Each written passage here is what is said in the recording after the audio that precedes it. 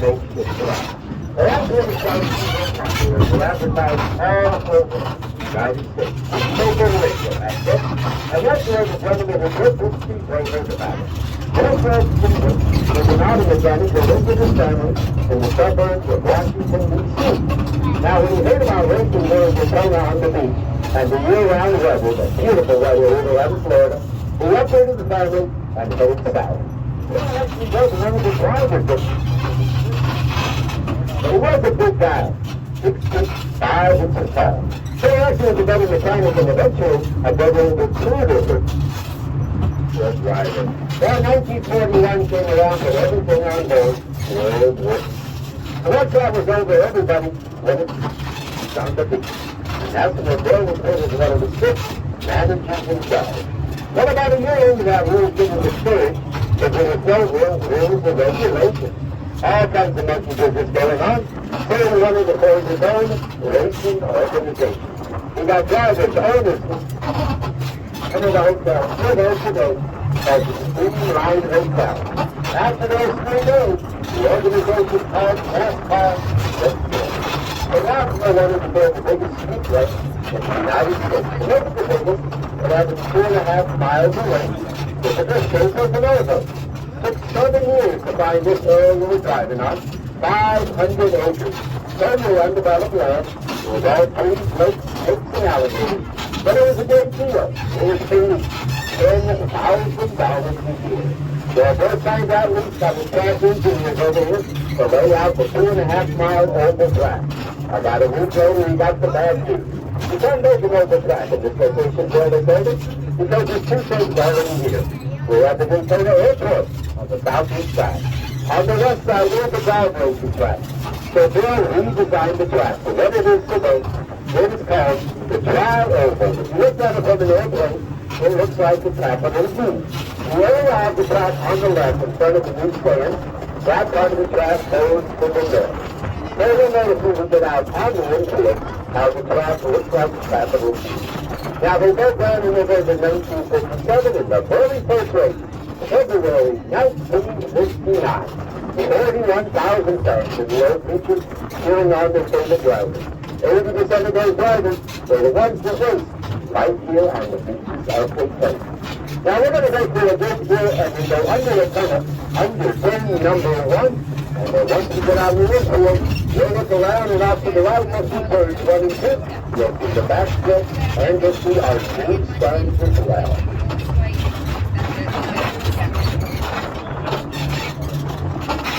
American icon, blending the modern amenities that today's sports fans demand with the heritage that race fans expect from Daytona.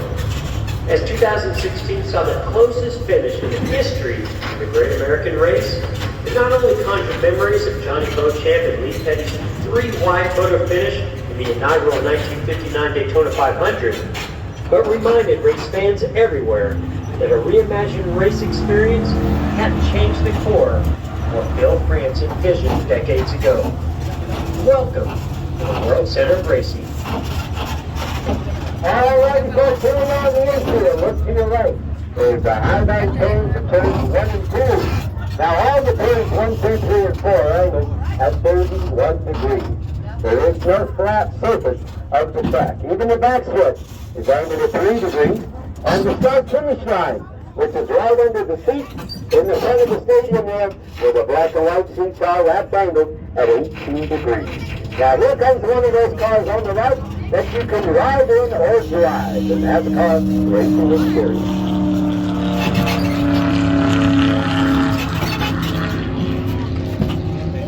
Now, that car is being driven by a regular person, as you can tell how slow they're going. But you will be able to go 150 miles an hour. Now, if you paid $400 for 6 minutes on the track,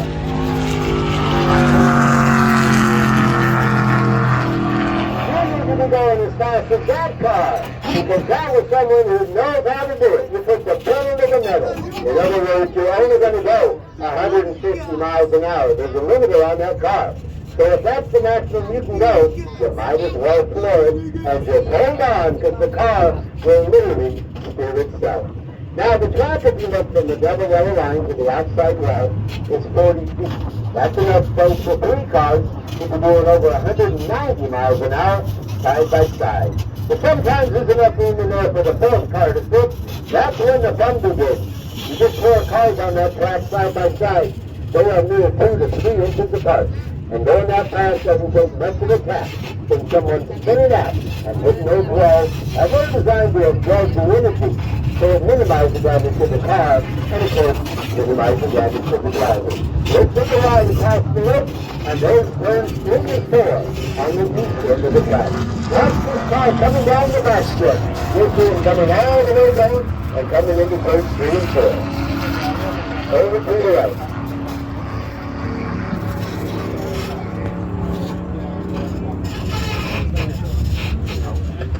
Now, if you look straight ahead, there's our new stadium, our new seating arena. It took 3 years to build, started in 2013, finished in 2016. $400 million later, we're looking at 101,500 individuals. Like I said, the black and white seats are right over the start-finish line. Now, the building above the black and white seats is also in the adjacent. All those windows are those are the streets. 20 suites per floor, 3 floors, 60 tables. The suites have been very nicely decorated rooms, very nice comfy furniture, a buffet table, a bar, 6 tables, and you'll have a great view of the track. But at the very top of the wheelspinner race, that is where you're supposed to stand up there, telling the drivers on your team how to pass, when to switch, where other stuff they do to win the race. Very important part of the driving seat.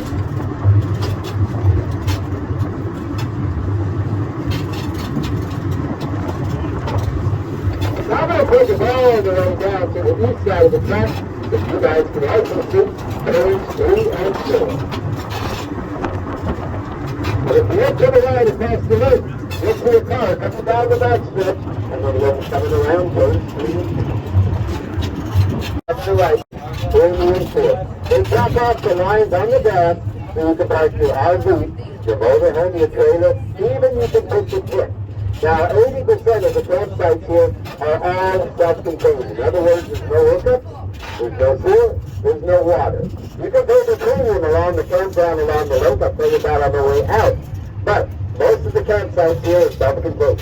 They do have showers and restrooms strategically placed around the campsite. But look over to the right. Look in that little garage number 70. You'll see the truck with a big tube coming out of the back.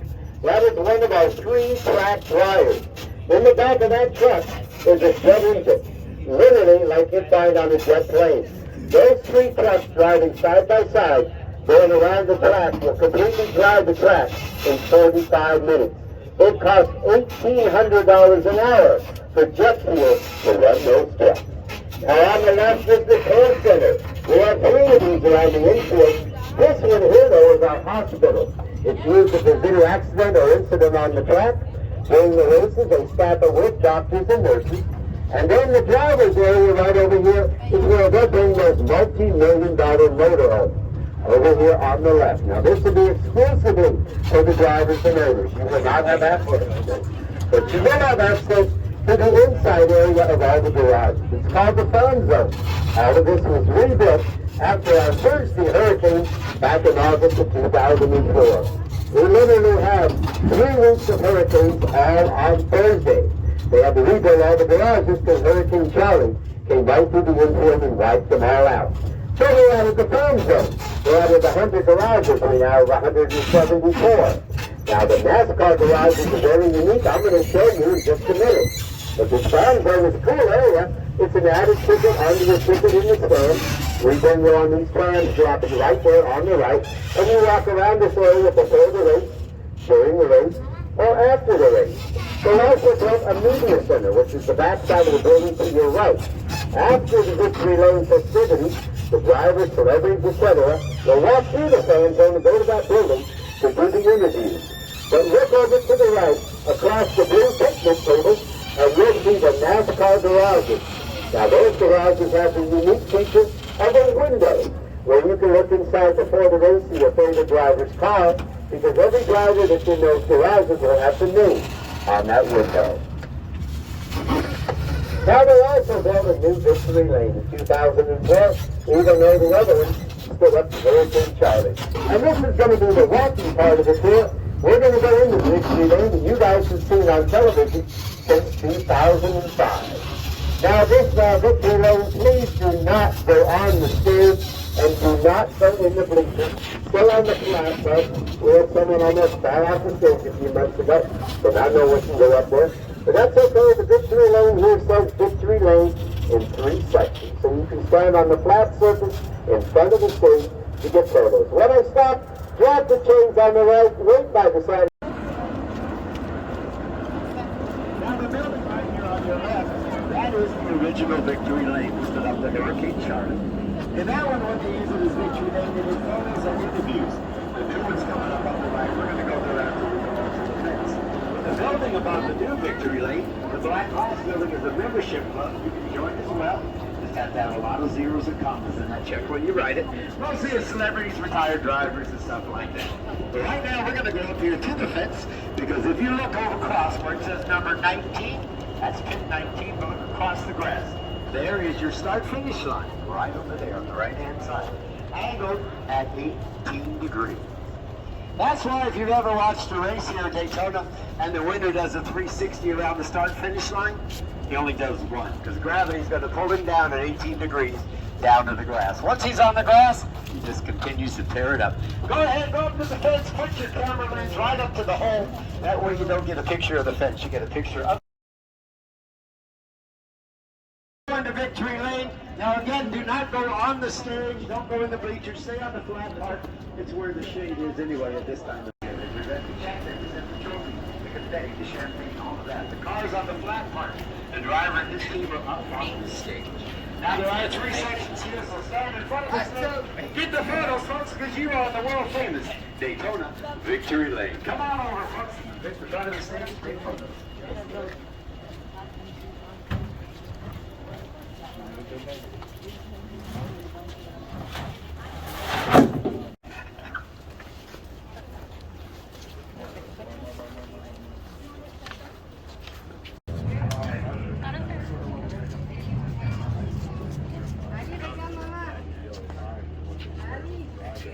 Once you're done with that, come on over here on this side, right? You'll see the cars and you can actually ride it. Lined up over here.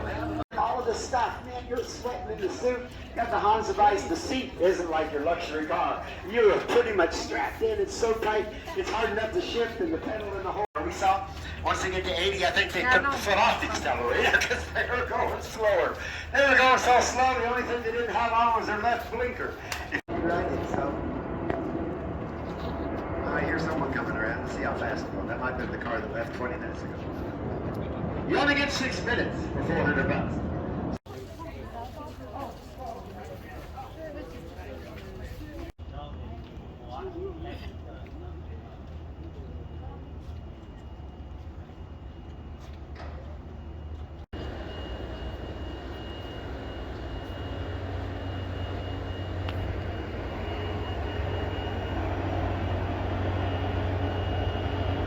Those are used by the utility cars when they race cars and motorcycles. That information equipment is actually owned by the Speedway on the left. Fire trucks, the ambulance are actually getting ready for the big race coming up in 3 weeks.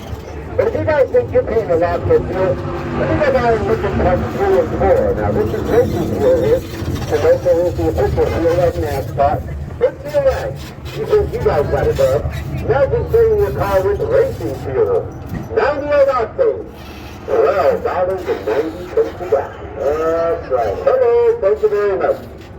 And if you need 112 octane, it's still the same, right behind the fire truck over there.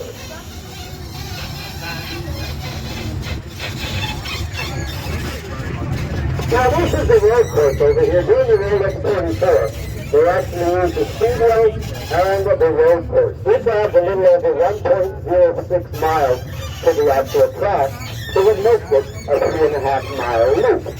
This is why they drove over 2,600 miles this year by using the road course and the regular Speedway. Now when they do the road course, well, they have to slow down to 80 miles an hour around the turn on the right-hand side. It's a completely flat track. You can see there's no angle at all. And there is no safer barrier. That's the wall that's on the track. Here they use the old school rubber tires. See them over there on the right? That's what they used to use on the beach when this all started.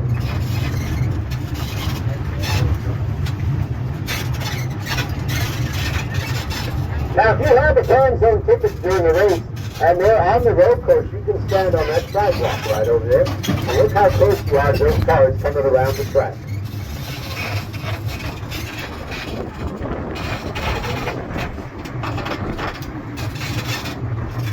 So now as we head back down by the lake here again, this is the premium bracket, and this is where you have your motorhome and you want all the hookups.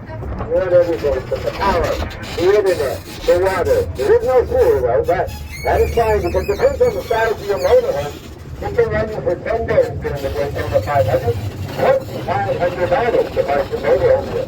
But now keep in mind your RV is your hotel. Also, most people that come here with an RV will have it set up on the top. So you can actually watch the race from the top of that RV. So it's actually your ticket as well. Well, that's a pretty good deal. $250 per day. And that's for RV, not per person. So they don't come with the ticket big. Well, if you look at the stones on the right and move your eyes, we're putting up there now. Now, the seats are painted that way. You look at the illusion that it's still. That is a typical television show. So they can review that, but still you can look for it. First here, they come in a diving. Most of our races have not sold out. Sold out. 2 years ago, with the first time they sold the 500, it was not sold out. Because we take this, because we take it, we could only do 40% occupied.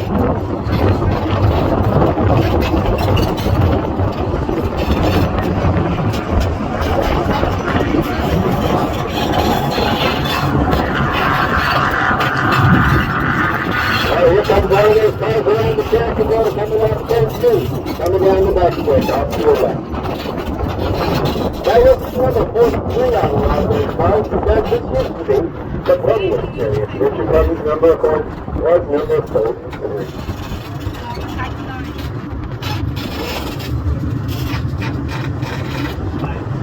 Now once we get past the west side of the race course on the right-hand side, the bleachers are the first of this again. You can turn up, bring it up off to the right, and the input, just on the side.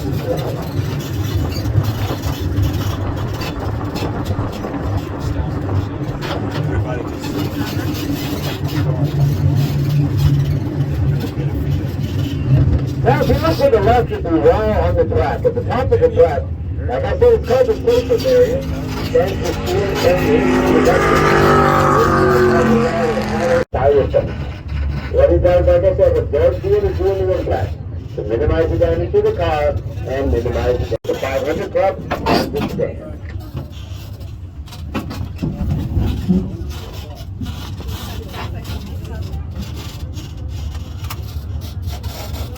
Now we're going to go back under the tunnel that brought us to the infield, and on the right, you'll see photos of all the different races we have here, including the Supercross race, which is on that grass area right by the start-finish line.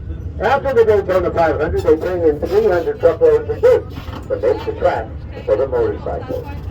Here comes that car one more time around the track to your left. We're the perfectionists in driving that one. All right, go! Hands in the air! Everybody score!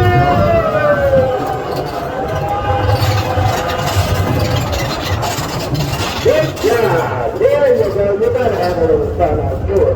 All right, so on the left, these are just the winners of the Daytona 500. Like the big win right here in 1998. The Dale Earnhardt Sr., car number 3. That was his one and only Daytona 500 win. He won many other races here at Daytona, but that was his big win here. And the last photo on the left, before we get to the tunnel, is the very first photo of the very first Daytona 500. 3 cars, 3 wide, came across our finish line. But the problem was, the judges declared the wrong car the winner. The car at the bottom, Johnny Baker. The car in the middle, Lee Petty, Lee hooked up front. He's like, hey, I won that race. The car at the top, it didn't even matter. He was a lap behind. But now the problem was, it took the judges 3 days, and they had to look at 40,000 photos until they finally declared he was the winner of that first race. And he actually won it by 2 points.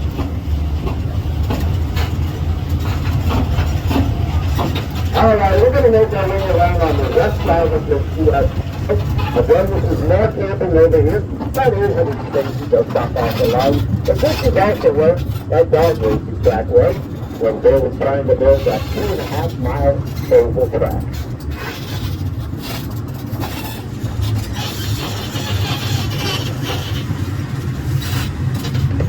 On the right across that pond, on the right-hand side is the Daytona flat track. Now that is what part of the old dog track used to be. That's a quarter-mile dirt track now. Motorcycles, re-bikes, and go-karts. Race over there, different races every year.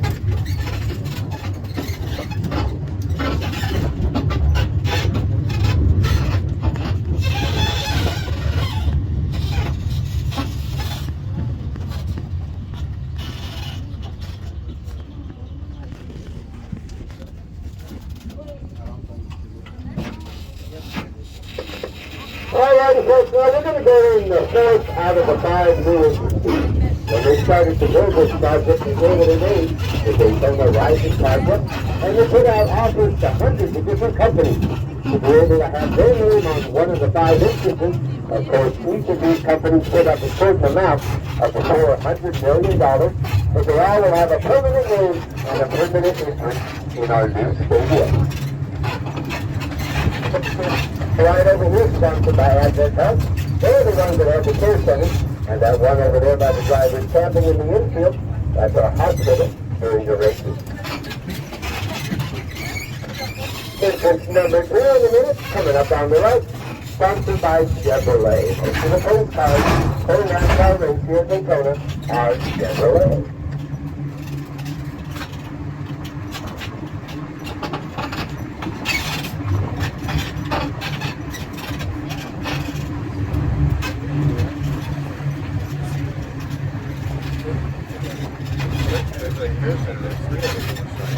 Now, if you come out underneath the solar pavilion here, you look to the right on the stadium and see the Daytona International Speedway sign. Each of those letters are almost 20 feet tall, and from the knee to the line is a little over a football field wide. Now, the red entrance is the largest of the 5. It's the one right over the start-finish line, where all the streets are located. It's 3 football fields wide and stands 180 feet tall. It also has a unique feature that you'll see if we go by the front. The start-finish line goes all the way through and right out to the sidewalk we're driving on. Once you go around the building, look down and to your right. You'll see the start-finish line.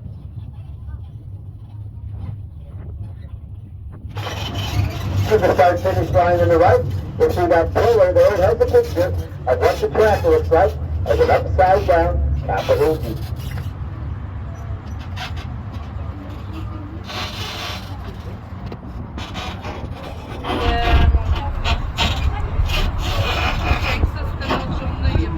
Alrighty folks, we are going to go in entrance number 4, sponsored by Toyota. Now they are one of the 4 of the 5 entrances that put up the most money to actually have their name here. So you'll see cars that they sell, all the Toyotas and Supers, so everything else on each level of this entrance. But you'll also see some replicas of the cars they sponsor in NASCAR, sitting right by the escalator as we go up to the first floor. Now those cars are the new generation replicas. Look at the tires. No longer are there 5 lug nuts. It's one locking hub nut right in the middle. So you do need to take everything with you on this car before folks. We're going to come back to the tram, but the tram will be parked outside in the general public. People are walking all over the place here. There's the main road there. People can walk off. So if you leave anything behind, it might not be able to get back.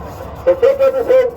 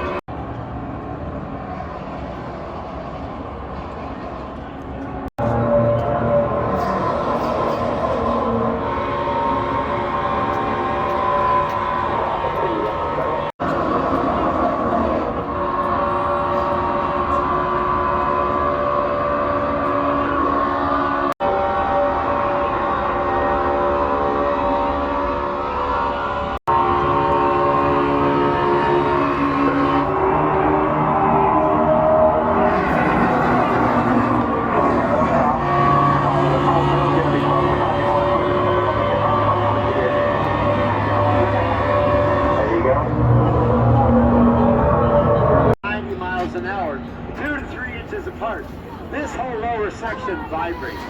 At 190 miles an hour, it takes about 50 seconds. Well, if you buy them right when they're available, that's when you can get the best deals. But you can look to the right, see turns 1 and 2, all of the backstretch, turn 3 and 4 to your left. Plus you're looking right down the pit road and the front tri-oval.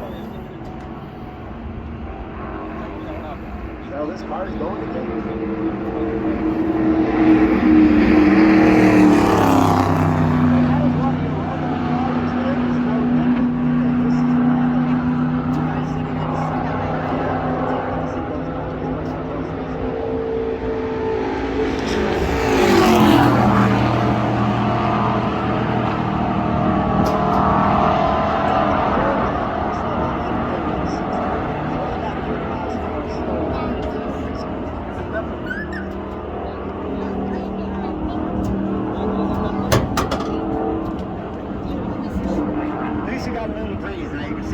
coming around the backstretch now. They just come out of turn 2. The first car is right in the middle of the backstretch. The other one's catching up to him on the outside of the track as he comes around turn number 3 and 4. He'll be hitting the side of the track and the top side of the wall, and then coming down the front stretches.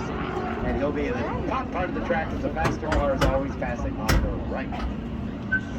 Unless he's at the end of the trip, then he'll be coming around like it looks like he is and going to be coming into the pit.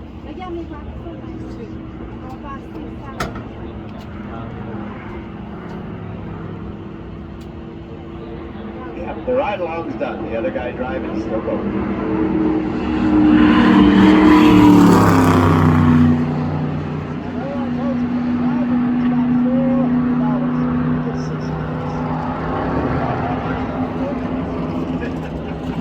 This depends how bad the kids have to go to college. Hey, you can rent the whole track for $33,000 a day.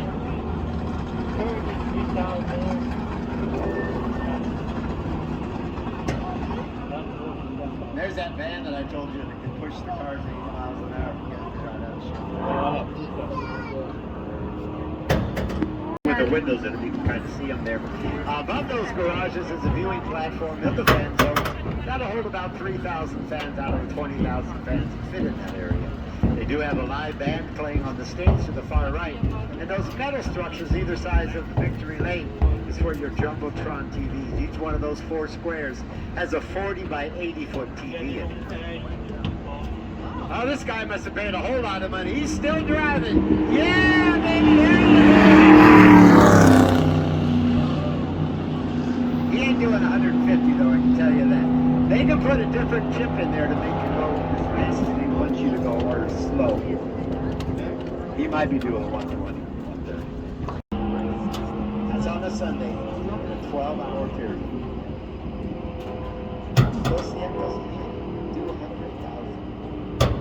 That's with all the campers. Some of the campers have 6, 8, or 10 people in them. You know, it's your motorhome, your RV, they got plenty of room there. And you're here for the 10-day event.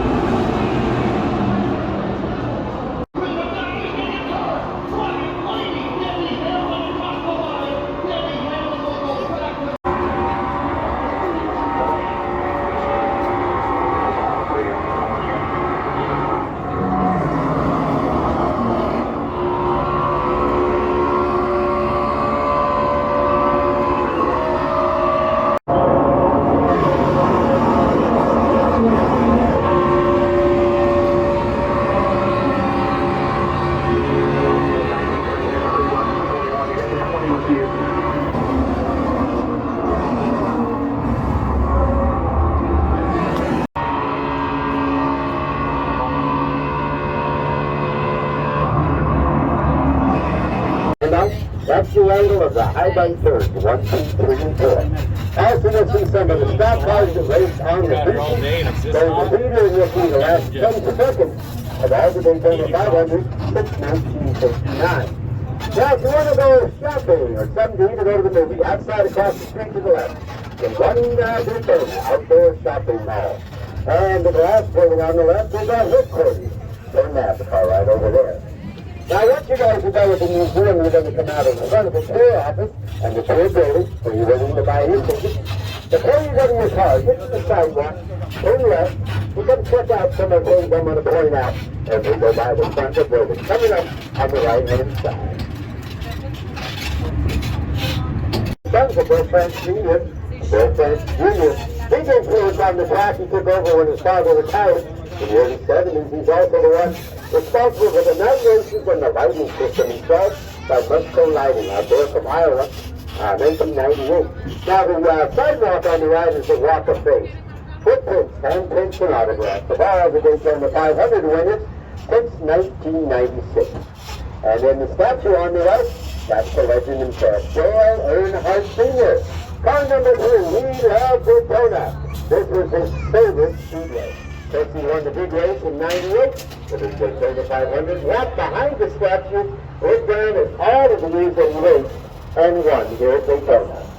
And then coming up in a minute on the right, you'll see the fountain with the couple that had a dream. That's Big Bill, Bill France Sr., and his wife, Annie B. They wanted to build the biggest, and the fastest, and most exciting Speedway, and that's what we build right here, the Daytona International Speedway. Now, 9 years after building this, he went on to build even a bigger Speedway, 2.66 miles away. The high bank turning, 33 degrees. The Daytona will always be the first, even though Talladega is the biggest of the 13 NASCAR tracks. They lived over here in 1959. They were still stock cars, but they raced that way until they redesigned the car in the early 80s.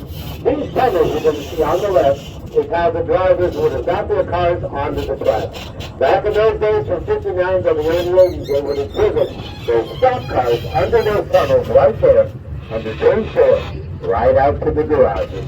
Now this is used for pedestrian underpass, if you have the infield pass, also if you're camping out there with a ship, the collapsible thing, or the kind you put up like the Boy and Girl Scouts, that is where you enter if you're camping over by turn number 3 and 4. Go down straight to the International Speedway Boulevard, turn right, when you get to the ocean, go down 6 miles, and that is the beach, right by the lighthouse. There's also a restaurant on what used to be the north turn of that actual track down there. It's called the North Turn Restaurant. A lot of great memorabilia and photos in there to check out. So whatever you do, folks, I hope you guys had a great time. Again, my name is John. Thanks for taking the tour with me. And when I get up here to the blue doors, make sure you take everything with you. Once I stop, drop the change on the right, and these should be blue doors to come over and say goodbye. And come on down.